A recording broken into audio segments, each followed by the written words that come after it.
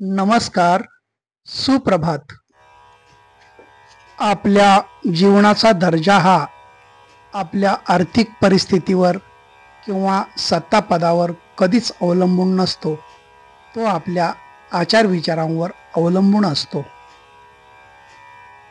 आपली वाटणारी सगळी माणसं आपली असतीलच असं नाही, कारण वाटणं आणि असणं यात जमीन आसमानाचा फरक आहे.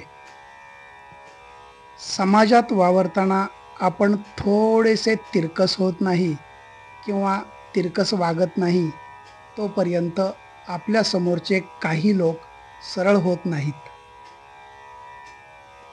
जगात अनेक स्वार्थी मतलबी लोक आहेत.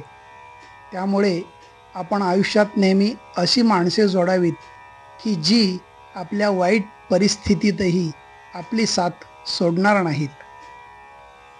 जगात सुंदर काय असेल तर ते आपले मन, आपला दृष्टिकोन, आपले विचार, आपले वागणे आणि काहीही न लपवता मन मोकळे जगणे यातच खरी सुंदरता आहे. आयुष्यात अशीही काही देव माणसं भेटतात. आपण जरी शून्यासारखे असलो तरी ते एक आकडा होऊन आपल्या बाजूला उभे राहतात आणि आपली किंमत वाढवतात.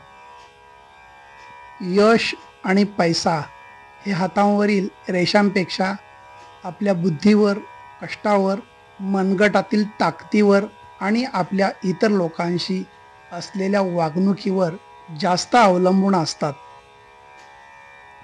अक्षर कितीही सुरेख असले तरी लोकांचे खाडाखोड झालेल्या शब्दांकडे सुरुवातीलाच लक्ष जाते. त्याचप्रमाणे माणसाचे गुण कितीही चांगले असले तरी त्याची एखादी लहानसहान चूकसुद्धा सर्वांत अगोदर दिसते. धन्यवाद.